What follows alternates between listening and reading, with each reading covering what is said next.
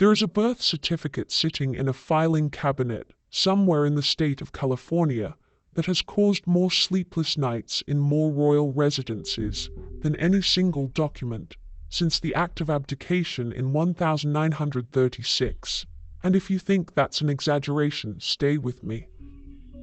Because what I'm about to walk you through today methodically, carefully, and with every receipt laid bare is a sequence of events so irregular, so riddled with contradictions, and so deliberately obscured from public scrutiny that even the late Queen Elizabeth II, a woman who weathered abdications, divorces, fires, and the death of a princess in a Paris tunnel, was, according to multiple sources close to the palace, absolutely furious, not frustrated, not disappointed, not concerned, which is the word the palace usually deploys when the monarchy is on the verge of a collective aneurysm. Furious. And when you understand why, when you see what was filed, what was altered, what was hidden, and what Prince Harry may only now be coming to terms with, you will understand why this story hasn't gone away, why it won't go away, and why the man who once stood sixth in line to the British throne is now, according to those who know him best, in a state of barely concealed panic. Let's establish first what is normal, what is expected, what every senior royal in modern history has done when they welcome a child into the world. When Prince William and Catherine welcomed Prince George in July 2013, the world watched. Catherine entered the Lindo wing of St. Mary's Hospital. Reporters confirmed her arrival. The medical team was known. The birth was registered in the standard way, and the couple emerged on the steps with their newborn son for the traditional photograph. The same process was followed for Princess Charlotte, and again for Prince Louis. It is not vanity. It is not a media circus for its own sake. It is a constitutional process. These children are in the line of succession to the British throne. Their births must be verifiable. Their identities must be beyond question. This has been the standard for generations, not because the royals enjoy the attention, but because the integrity of the monarchy depends on it. Now, let's talk about Lilibet Diana Mountbatten-Windsor, born, we are told, on June 4, 2021, at Santa Barbara Cottage Hospital in California.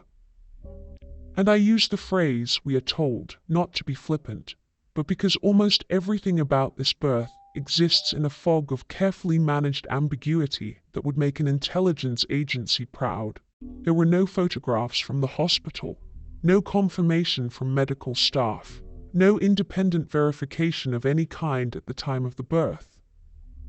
The announcement came exclusively from the Sussexes' own press apparatus, not from Buckingham Palace, not from the hospital, and not from any independent third party. Now you might say, and many have, that they are private citizens now.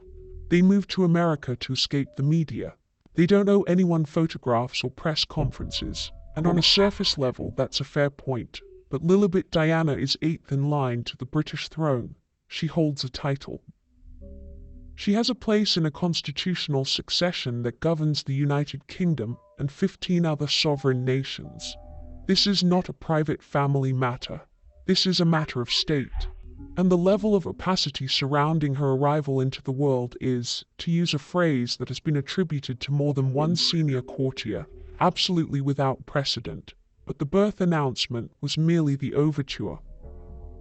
The real symphony of strangeness began with the paperwork. Let us now turn to the document itself, because this is where things begin to, as one royal commentator so memorably put it, stank to high heaven.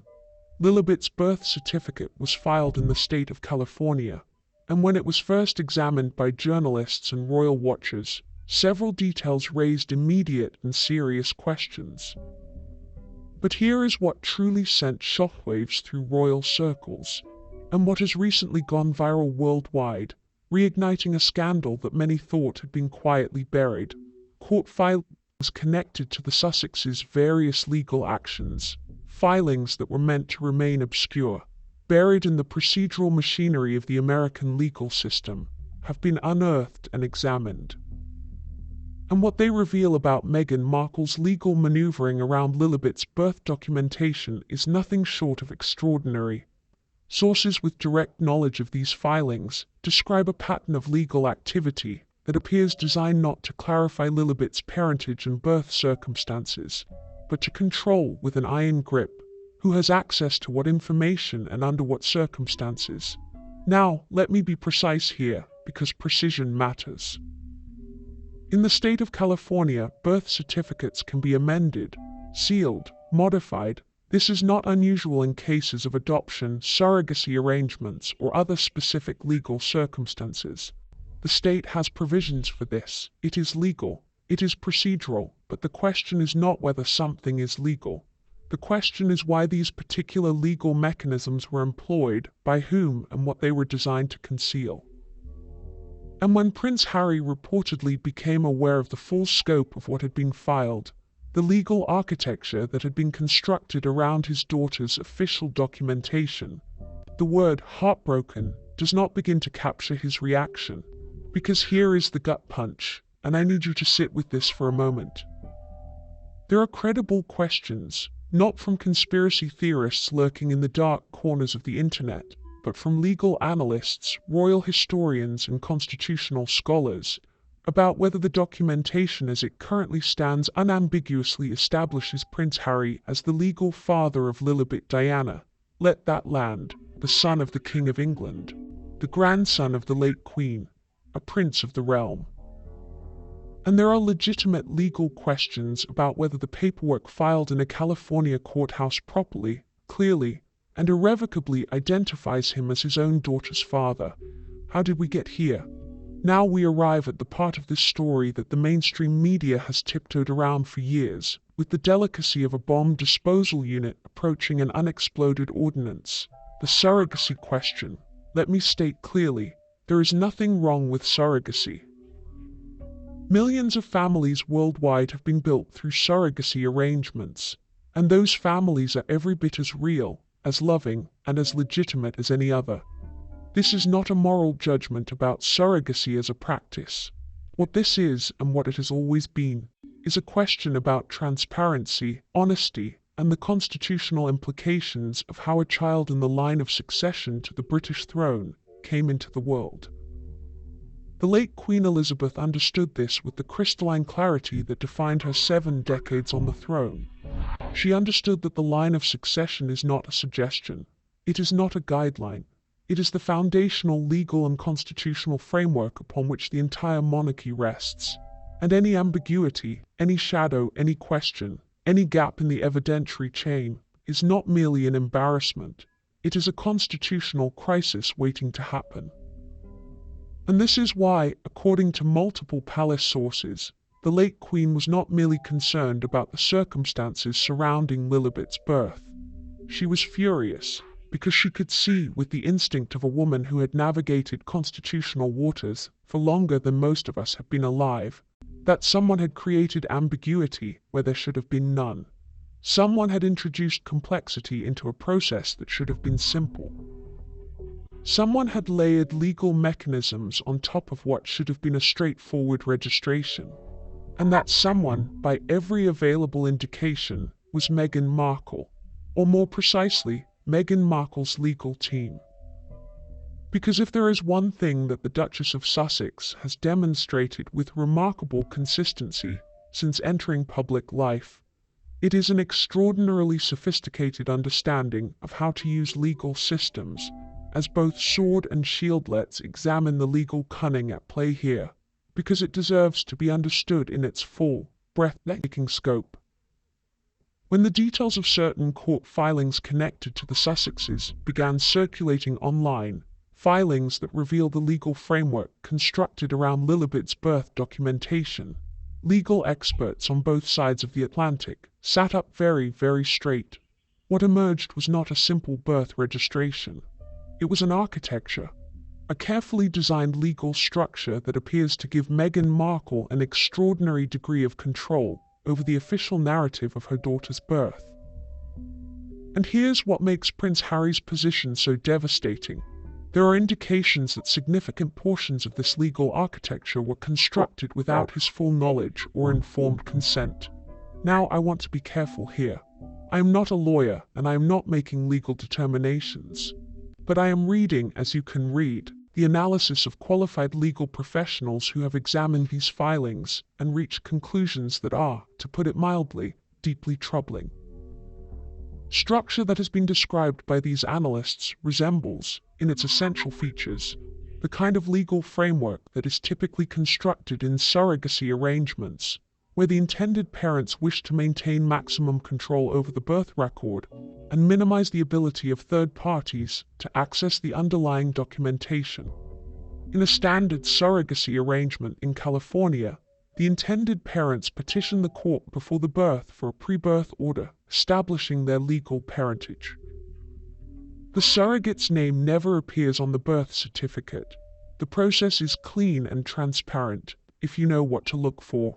But what happens when you layer additional confidentiality orders on top of that process?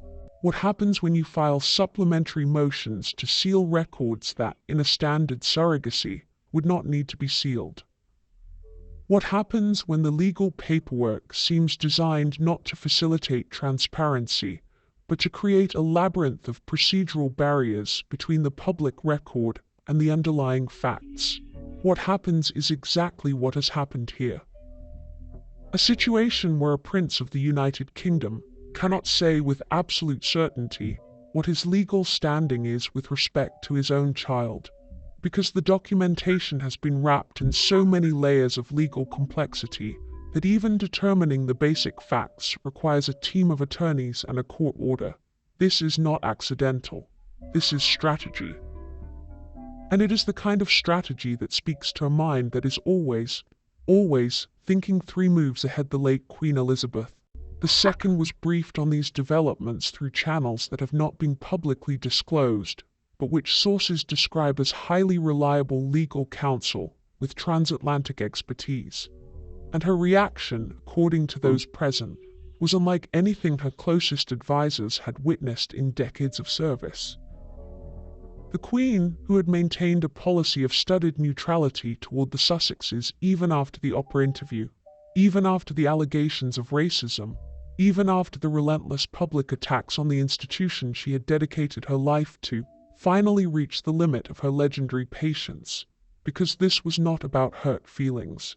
This was not about tabloid headlines or Netflix documentaries or Spotify podcasts. This was about the integrity of the succession. This was about whether child bearing her beloved family's name, bearing her name Lilibet, the private childhood nickname she had shared with her late husband and almost no one else, had been brought into the world and documented in a manner that met the constitutional requirements of the Crown. And the answer she received from her legal advisors was not reassuring. The fury, according to those who witnessed it, was cold, controlled, and absolute. This was not a grandmother's anger. This was a sovereign's anger, the anger of a woman who understood, better than anyone alive, that the monarchy survives not on popularity or pageantry but on legitimacy, and legitimacy requires documentation, verification, transparency, everything that had been done. So we come to Prince Harry. And the picture that emerges is not one of a villain, but of a man who is slowly, painfully, agonizingly waking up to the possibility that he has been outmaneuvered in the most intimate arena of his life. The divorce rumors that have intensified in recent weeks are not, as some have suggested, merely tabloid speculation. They reflect a genuine and growing fracture within the Sussex household, a fracture driven not by the usual marital pressures of money or infidelity, but by something far more fundamental. Trust, because if what the legal filings suggest is true, if Meghan Markle did in fact construct a legal framework around Lilibet's birth that Harry did not fully understand or consent to, then the implications extend far beyond a celebrity marriage. They strike at the heart of who Harry is. A father, a prince, a man who left everything, his family, his country, his duty, his identity, for a woman he believed was his partner in every sense of the word. And now he may be discovering that the partnership was, in certain crucial respects, a legal fiction as carefully constructed as any Hollywood production. Sources close to Harry describe a man who is shell-shocked, who has begun asking questions he should have asked years ago. who has for the first time engaged his own independent legal counsel, separate from the joint legal team that Meghan has managed since their marriage, to review the documentation surrounding both of his children's births. And the answers he is getting are sending him into what friends describe as a spiral of grief, rage, and determination. Determination to do what? That remains to be seen. But the persistent reports of Harry planning a return to the United Kingdom, tentative, exploratory, but real, suggest a man who is beginning to understand that the bridges he burned may need to be rebuilt. Not for his sake, but for his children's. And now we arrive at the question that hangs over this entire saga like a guillotine blade. Why doesn't the royal family require DNA tests? It is on its face an almost absurdly simple question. And the fact that it has never been satisfactorily answered tells you everything you need to know about the tension between tradition and common sense that defines the modern monarchy. The line of succession to the British throne determines who will serve as head of state for the United Kingdom and 15 other sovereign nations. It determines who will serve as Supreme Governor of the Church of England. It determines who will command the armed forces. It determines who will represent a quarter of the world's population as head of the Commonwealth. And this line of succession rests on what, exactly? Birth certificates, announcements from press secretaries. The honor system, in an era when a $20 kit from a pharmacy can determine parentage with 99.9% accuracy. The fact that the institution responsible for the constitutional governance of multiple nations has no formal mechanism for verifying the biological parentage of those in its line of succession is not quaint. It is not traditional.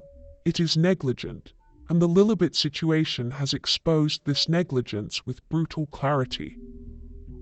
Because if, and I want to be careful with that word, if there are legitimate questions about the circumstances of Lilibet's birth, about who her biological parents are, about whether the documentation accurately reflects reality, then those questions don't just affect the Sussexes. They affect the Crown. They affect the Constitution. They affect the legal framework of 16 sovereign nations. And the fact that there is no established, routine constitutional mechanism for resolving those questions is a failure of governance that the monarchy can no longer afford to ignore. And now we understand why Prince Harry is panicking. Because these details, the birth certificate irregularities, the secret court filings, the legal architecture, the surrogacy questions, the late Queen's fury, have not stayed contained within the whisper networks of royal insiders and legal professionals. They have gone viral. Worldwide, the documents, the analysis, the questions, they are everywhere, on every platform, in every language, shared millions of times across dozens of countries, discussed by legal experts, constitutional scholars, royal historians, and ordinary citizens who understand that this matters, that this isn't gossip, that this isn't entertainment, that this is a genuine constitutional question with real consequences for real institutions that govern real lives. And Harry knows, as Meghan surely knows, that once something goes viral, it cannot be unviraled. It cannot be sealed by a court order. It cannot be buried by a confidentiality agreement. It cannot be spun by a PR team or reframed by a sympathetic interviewer. It is out there, permanently, irrevocably, growing, and every day it grows the pressure mounts, on Harry, on Meghan, on the palace, on the legal teams. On everyone who knows what those documents contain, and has thus far remained silent. The silence cannot hold. It never does. I began this video by telling you about a birth certificate in a filing cabinet in California. I want to end by telling you about a grandmother. Elizabeth Alexandra Mary Windsor spent 70 years on the throne. She navigated the collapse of empire, the transformation of society, and the relentless modernization of an institution that traces its roots to the 11th century. She did this not through charisma or force of personality, though she possessed both, but through an unwavering commitment to duty, transparency, and the constitutional principles that give the monarchy its legitimacy. And in the final years of her life, she watched as those principles were undermined, not by enemies of the crown, not by Republican movements or political radicals, but by a member of her own family and the woman he married. She watched as documentation was obscured, as legal mechanisms were deployed to create ambiguity where clarity was required, as the line of succession, the single most important constitutional element of the monarchy, was compromised by secrecy and strategic maneuvering, and she was furious, not because she was a controlling matriarch clinging to tradition, but because she understood, with the wisdom of 7 decades of service, that an institution built on legitimacy cannot survive illegitimacy, that a crown built on trust cannot survive deception, that a family built on duty cannot survive betrayal. The questions about Lilibet, Diana, Mountbatten, Windsor are not going away. The viral spread of these details ensures that, the legal filings ensure that, the constitutional implications ensure that. Meghan Markle arrived in the orbit of the British royal family as an actress, and I do not mean that as a metaphor, though it functions as one with uncomfortable precision. I mean it literally. She was a working actress, a woman trained from young adulthood in the art of inhabiting characters that are not her own, a woman whose professional skill set consisted at its core of making audiences believe things that are not real. Now, is that a criticism of acting as a profession? No. The particular application of those skills to the project of marrying into the world's most scrutinized royal family, and then systematically dismantling it from the inside while simultaneously positioning herself as its victim. Yes, that is absolutely a criticism, because what has unfolded over the past several years, and what is now accelerating with a momentum that no publicist, no legal team, and no carefully orchestrated media appearance can arrest, is the unraveling of a performance. And not just any performance, the most consequential performance in the history of the modern monarchy. The details that are emerging now about Lilibet, Diana, Mountbatten, Windsor, about her birth, her documentation, her legal status, and the extraordinary measures taken to control the official record of her arrival into the world, are not isolated anomalies. They are not the result of confusion or oversight or the understandable desire for privacy that any new parent might feel. They are the latest chapter in a story that has been unfolding with meticulous, deliberate, calculated precision since approximately 2016, and when you see it whole, when you step back far enough to see the entire canvas rather than the individual brushstrokes, the picture that emerges is breathtaking in its audacity. Let us talk about control. Because control is the through line of this entire narrative. Control is the organizing principle around which everything else arranges itself. From the very beginning of her relationship with Harry, Meghan Markle demonstrated an almost preternatural instinct for controlling the information environment around her. This is documented. This is not speculation. This is the testimony of former staff members, former friends, former colleagues, and former palace officials who have spoken carefully, legally, with appropriate concern for defamation laws, about what it was like to operate within the Sussex universe.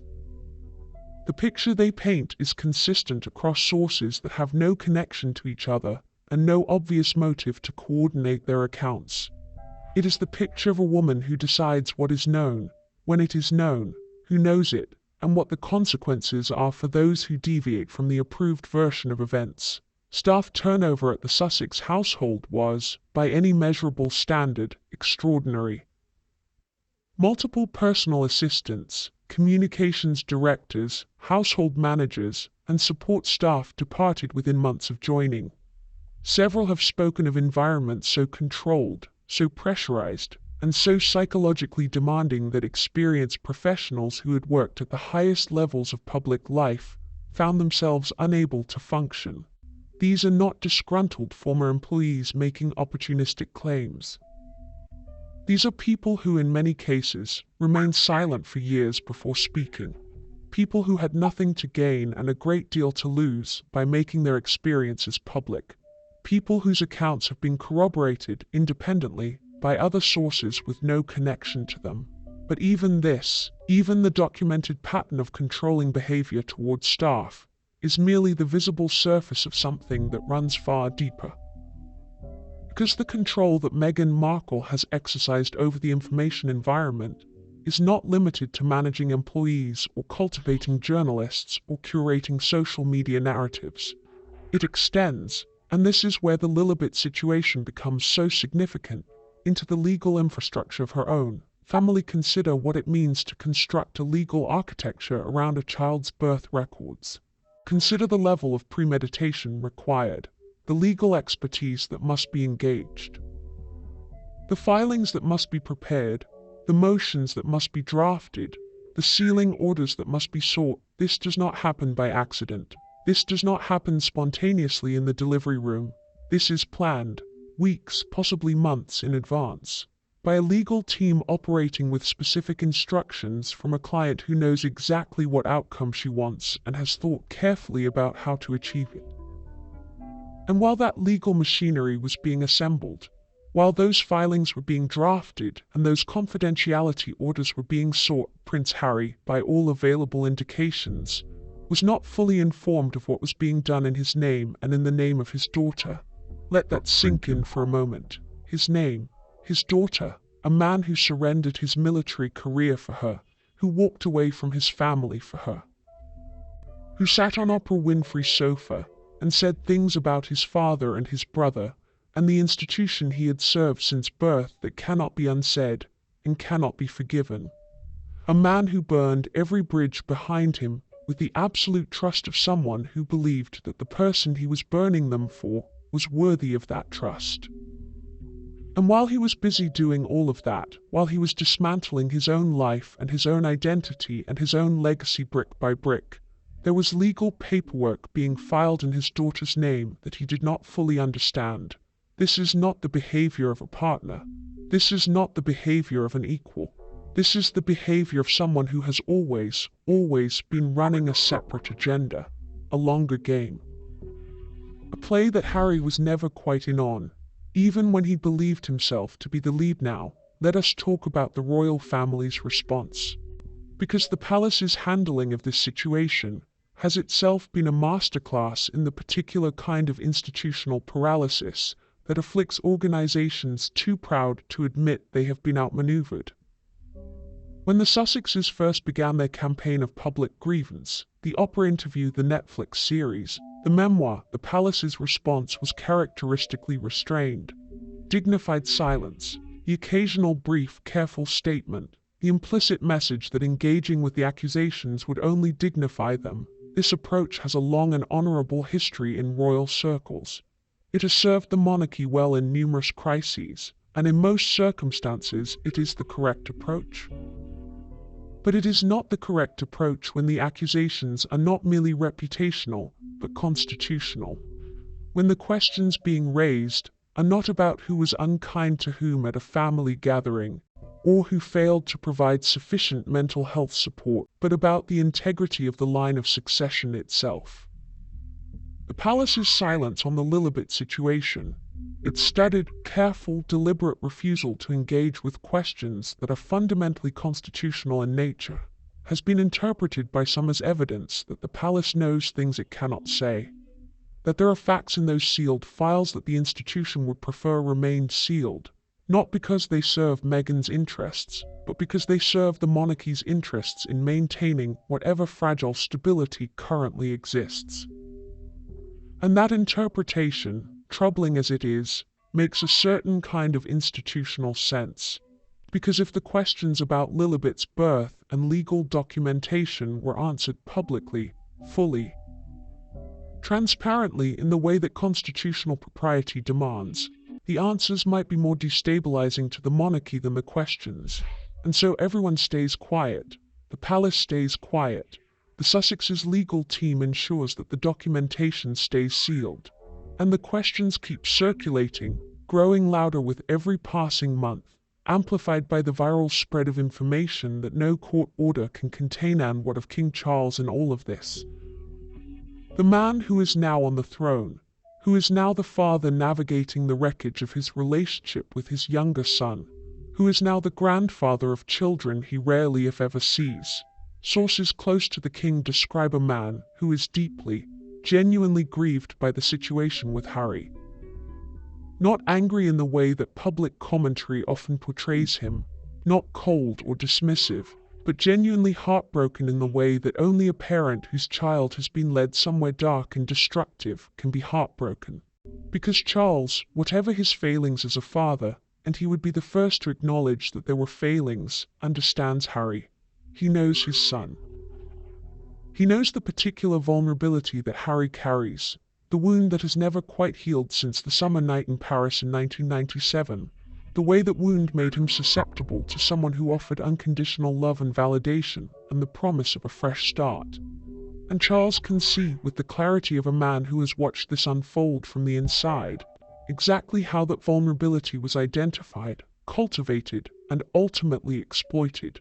He cannot say this publicly. He cannot put it in a statement. He cannot authorize the palace to confirm it or investigate it, or address it through official channels without causing a constitutional and diplomatic crisis that would dwarf anything the monarchy has faced in living memory. And so he watches, and he grieves, and he waits, because kings cannot always act when they see what must be done. Sometimes the most powerful person in the room must simply wait for events to run their course, and events are running their course. Faster now than at any point in this long, strange saga, the divorce rumors that have swirled around the Sussexes for months have taken on a new and specific urgency in recent weeks. And the texture of these rumors has changed in a way that those who follow this story closely will recognize as significant. In previous waves of divorce speculation, the narrative was general, irreconcilable differences, tension over Harry's desire to reconcile with his family, disagreements about the direction of their commercial ventures, the ordinary if unusually public friction of a marriage under extraordinary pressure. But the current wave of speculation is different. It is specific, it is legally informed, and it centers with an almost eerie consistency across multiple independent sources on the question of Lilibet, because something has shifted in Harry's understanding of his own situation. Something has changed in his relationship to the facts of his daughter's birth and legal status. And that change, whatever precipitated it, whatever document he saw or conversation he had or legal briefing he received, has altered him in ways that people around him describe as fundamental. This is no longer a man who is defending his marriage because he believes in it. This is a man who is reassessing everything, from the beginning, with new information. And with the slowly dawning horrifying recognition that the woman he trusted with everything may have been, in the most consequential ways, unworthy of that trust. And this brings us back to the question that is pulsing at the heart of all of this. The question that will not be silenced by legal orders or PR strategies or sympathetic media coverage. Who is Lilibet's father, not in the emotional sense, not in the sense of who loves her and who is present in her life, but in the legal, constitutional, documented, verifiable sense that the British line of succession requires, because these are not the same question. And in the context of the monarchy, the legal question is the one that matters. The legal question is the one that determines whether Lilibet's place in the line of succession is legitimate, whether her title is legitimate, whether everything about her official identity, as constructed by the legal architecture that surrounds her birth documentation, accurately reflects reality. And the extraordinary, almost surreal fact of the situation is this. In 2024, with all of the legal, medical, and documentary resources available to the most powerful royal institution on earth, this question does not have a clear, verified, publicly established answer. It should. It absolutely should. The fact that it does not is a failure of due diligence, of constitutional responsibility, of basic institutional common sense, that the monarchy will be accounting for long after the current players have left the stage there, is a version of this story that Meghan Markle would like you to believe. She would like you to believe that she is a woman who was chewed up and spat out by a cold, racist institution that could not accept her. She would like you to believe that every legal action, every sealed document, every confidentiality order is simply a reasonable response to the relentless intrusion of a press and a public that cannot respect her family's privacy. She would like you to believe that Harry is her devoted partner in all of this, a man who sees clearly and chose freely and has no regrets. she is an extremely skilled storyteller. She has access to some of the most sophisticated media and legal infrastructure that money can buy. She has cultivated relationships with journalists, broadcasters, and platforms that ensure her version of events receives prominent and sympathetic coverage. And for a long time, that version of events held. For a long time, the sheer force of her narrative control was sufficient to keep the alternative reading of events at the margins. But documents do not respond to narrative control. Court filings do not adjust themselves to match the preferred story. Birth certificates, however sealed, however amended, however surrounded by legal architecture designed to limit access, they exist.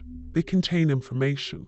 And that information, in an age of digital distribution and global connectivity, has a way of finding the light. The details are out. They are viral. They are being read and analyzed and discussed in ways that no legal team can prevent and no PR strategy can neutralize. And somewhere in a house in Montecito, California, a woman who has spent years constructing the most elaborate personal narrative in the history of the modern monarchy is watching the architecture she built begin to shake hands somewhere else, in London perhaps, or in some quiet corner of the English countryside. A prince is sitting with a set of documents that have rewritten his understanding of the past several years of his life. He is not a stupid man. He has never been a stupid man, despite the years of treatment that would have broken someone with a less fundamentally decent character. He is a man who loved completely and trusted completely and was perhaps in that completeness too open to exploitation, but he is waking up now. Slowly, painfully, in the way that waking from a very deep and comfortable sleep is always disorienting and sometimes agonizing. He is beginning to ask the questions that should have been asked earlier. He is beginning to read the documents that should have been read sooner. He is beginning, with the help of independent legal counsel, to understand the full shape of the situation he finds himself in. And what he is finding is not just a marriage in trouble. It is a legal and constitutional situation of extraordinary complexity that affects not just his own life but the lives of his children, the integrity of his family's institution, and the legacy of a grandmother who died in part with the weight of this unresolved. The reckoning that is coming will not be quiet. It will not be contained. It will not be managed by any of the usual mechanisms that the powerful deploy to manage uncomfortable truths. Because the truth in this case has already escaped. It is already circulating. It is already being examined by people with the expertise and the platform to make its implications understood by millions. And when it fully lands, when the complete picture is visible to everyone who cares to look, the woman behind the curtain will have nowhere left to hide. The curtain is falling. The performance is ending. And the story that Meghan Markle wanted to tell about herself, about Harry, about the monarchy, and about her children is being replaced, line by line and document, by a different story entirely, one that she did not write, one that she cannot control, and one that, by every available indication, does not end the way she planned. The truth has a way of doing that, of arriving exactly when it is least welcome and most necessary, of cutting through even the most sophisticated legal architecture and the most carefully constructed narrative. And the institution that should have prevented this, that should have insisted on transparency from the moment the Sussexes announced a pregnancy, failed. Through a combination of deference, dysfunction, and a catastrophic underestimation of exactly who they were dealing with, the palace allowed a situation to develop that now has no clean resolution. Every available option involves some degree of damage. The only question is how much, and to whom. Let us be precise about what is known and what is alleged, because precision is not merely a courtesy here. It is a constitutional requirement. What is known is this. Lilibet Diana Mountbatten Windsor was announced as born on June 4, 2021. The announcement was made by the Sussexes' own communications team. No independent confirmation of the birth was provided at the time.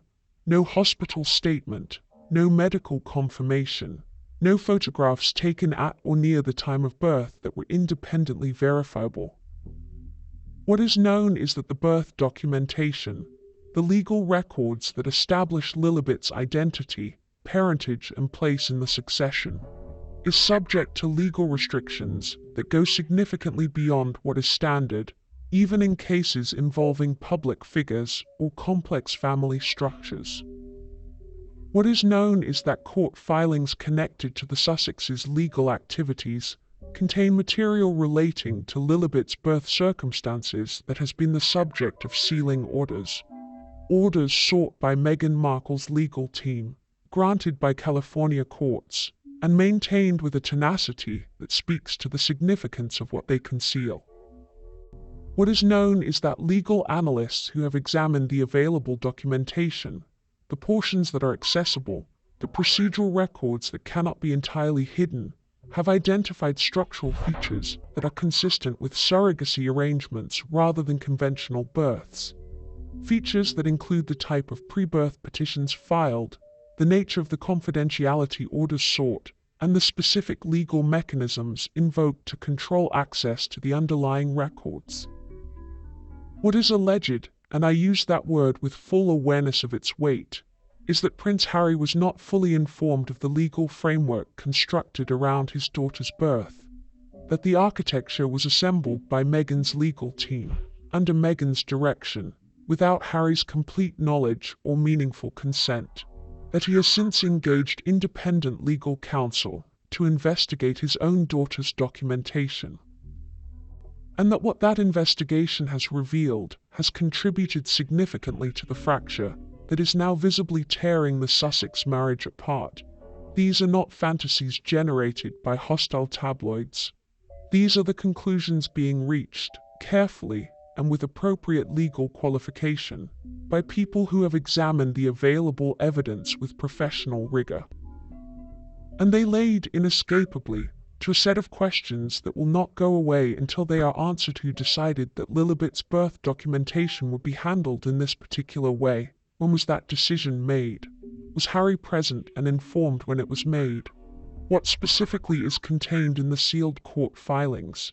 And why was it considered necessary to seal them, if the birth was a straightforward natural birth, as has been implied?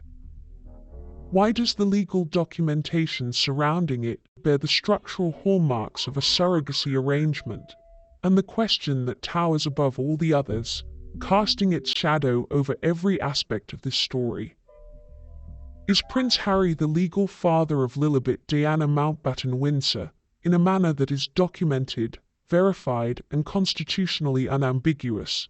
The fact that these questions can be asked, that they have not been rendered unanswerable by the straightforward, transparent documentation that should exist, is itself the scandal, not the asking of them.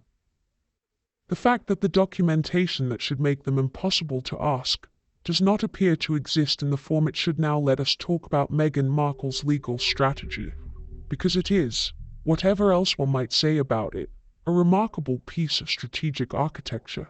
Since entering public life as Harry's partner, Meghan has been involved in legal proceedings with a frequency and a ferocity that is genuinely without precedent for a member of the extended royal family. She has sued newspapers, she has filed complaints, she has sought injunctions, she has initiated discovery processes, she has deployed legal mechanisms in jurisdictions on both sides of the Atlantic with the ease and fluency of someone for whom litigation is not an extraordinary measure, but a standard operating procedure, and she has, it should be noted, won some of these cases. The Mail on Sunday privacy case was a genuine legal victory, whatever one thinks of the underlying circumstances, but there is a pattern in her legal activity that goes beyond individual victories and defeats. There is a pattern of using legal processes not primarily to achieve justice, but to control information, to determine what can be reported, what can be investigated, and what can be publicly discussed. To create, around herself and her family, a legal environment in which the normal mechanisms of public accountability are significantly impaired. The sealed documents around Lilibet's birth are the most consequential expression of this pattern, because they do not merely prevent embarrassing information from reaching the public, they prevent constitutionally relevant information from reaching the institutions that have a legitimate need for it. The British Crown has a constitutional interest in the verified parentage of those in its line of succession. That interest does not diminish because the relevant individuals have moved to California. It does not evaporate because the relevant individuals prefer privacy. It is a standing constitutional requirement that exists independently of anyone's personal preferences. And Meghan Markle's legal strategy has, whether intentionally or as a byproduct of other objectives, constructed a barrier between that constitutional requirement and the information needed to fulfill it. That barrier is, in the most precise and non-hyperbolic sense of the word, a constitutional problem. Let us now talk about the late Queen, because her role in this story, and her reaction to what she learned about the Lilibet situation, tells us something essential about the gravity of what has occurred. Queen Elizabeth II was not, in the popular imagination, a woman given to emotional extremes. She was steady, composed. Famously, almost superhumanly, consistent in her public demeanor across 7 decades of the most turbulent period in British royal history. But steadiness is not the same as indifference. Composure is not the same as ignorance.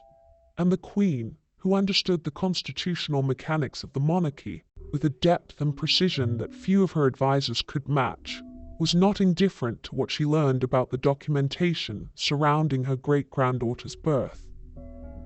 The word that has been used by multiple sources speaking independently of one another is furious, and I want to dwell on that word for a moment because it is not a word that attached itself easily to the late Queen.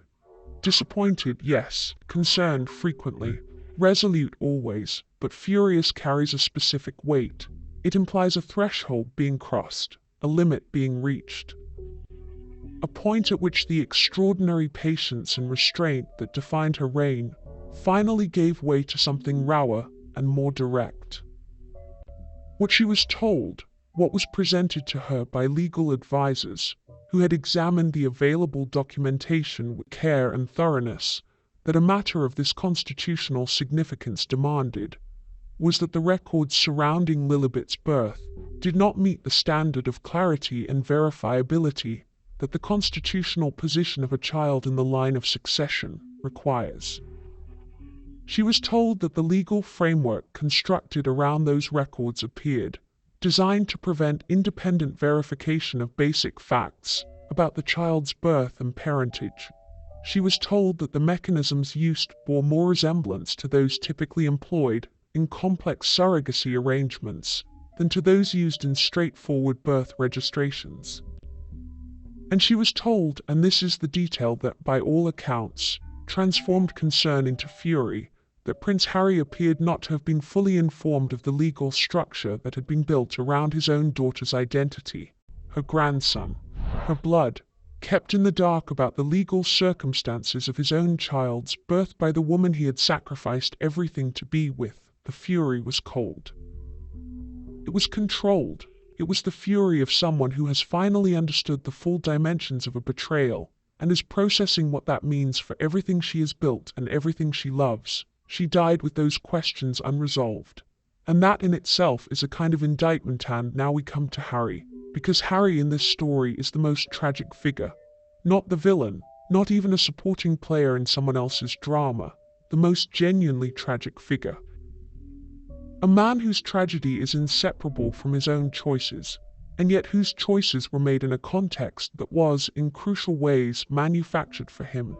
There is a school of thought that says Harry is a grown man who made his own decisions and must bear full responsibility for the consequences. And there is truth in that. He did make decisions. He made them freely in the legal sense, with no gun held to his head. But freedom in the legal sense and freedom in the meaningful human sense are not always the same thing. A man who makes decisions based on false information is not fully free, even if no one physically compelled him. A man who trusts a partner completely and finds that trust has been exploited is not simply a fool who got what he deserved. He is a victim, an adult victim who bears some responsibility for his own credulity, yes, but a victim nonetheless. And Harry is, by every available indication, beginning to understand the full dimensions of what was done to him. The independent legal counsel, the renewed contact with family members in the UK, the reports of Harry planning a return to Britain not for a visit, not for a public engagement, but for something more substantial, more permanent. Something that speaks to a man who is reconsidering not just his marriage, but his entire life trajectory over the past several years. These are not the actions of someone who has looked at the evidence and decided everything is fine. These are the actions of someone who has looked at the evidence and realized that everything is very far from fine, and who is now, with whatever resources he can marshal, trying to understand the exact shape of the situation he is in before deciding what to do about it. And what does the palace do now? What does King Charles do? What do William and Catherine do, watching from a careful distance as the brother and sister-in-law who attacked them publicly and relentlessly now appear to be entering a period of catastrophic personal and legal crisis? The temptation, no doubt, is to say nothing, to maintain the studied silence that has served the institution through previous Sussex-generated crises, to wait for the situation to resolve itself and then manage whatever the resolution produces. But this situation is different. Because this situation has constitutional dimensions that the previous crises did not. The questions about Lilibet's birth and legal status are not going to resolve themselves quietly. They are too public now, too viral, too legally significant. Too many people with too much expertise are asking them too loudly for the palace to simply wait them out. At some point, and that point is coming faster than the palace's institutional instincts would prefer, there will need to be a response. Not a statement about a private family matter, not a carefully worded non-answer designed to neither confirm nor deny. A real response, a substantive response, one that addresses the constitutional questions with the seriousness they deserve. What that response looks like, whether it comes through legal channels, through a formal constitutional review, through some kind of mediated agreement with the Sussexes, or through something more dramatic and public, is impossible to predict with confidence. The variables are too numerous and too volatile, but the pressure for a response is building. Every viral share of those documents, every legal analyst who goes on record with their concerns, every royal commentator who connects the available dots in public, every ordinary person who reads the coverage and sends the link to 10 friends with a message that says, simply, "Have you seen this?" The pressure builds.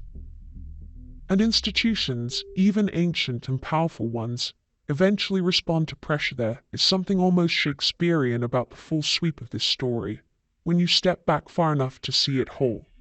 A prince who had everything: lineage, privilege, the love of a nation that had watched him grow from a grief-stricken boy into a dignified young man, who threw it all away for a love that turned out to be, in its most fundamental expressions, a performance. A woman of extraordinary intelligence and ambition, who saw in that prince not a partner but a vehicle, not a man to build a life with but a mechanism to build a brand with, who used the most intimate vocabulary of love and family to construct something that served, first and always, her own carefully calculated ends. A grandmother who understood what was happening, who was furious about it, who died before it could be resolved or remedied, and whose name, her private, beloved, lifelong nickname, was borrowed for a child whose legal circumstances she found constitutionally alarming, and a child, at the center of all of this, too young to understand any of it, bearing a name that carries the weight of an entire dynasty.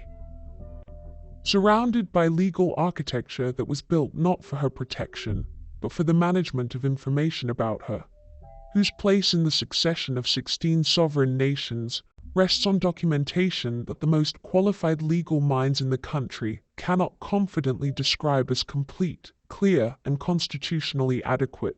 This is the price of the silence that was chosen. This is what the calculation cost. Not just a marriage in ruins, not just a prince estranged from his family, not just an institution embarrassed and undermined. A child at the center of questions she did not ask and cannot answer. Surrounded by secrets she did not create and does not understand. Bearing the consequences of choices made before she was old enough to know what choices were. That is the real cost. Not the headlines, not the legal fees, not the reputational damage. A little girl whose most basic legal identity has been made a matter of public controversy by the very person who was supposed to protect her from exactly this. The documents are out. The questions are circulating. The legal analysts are talking. The constitutional scholars are writing. The royal commentators are connecting the dots.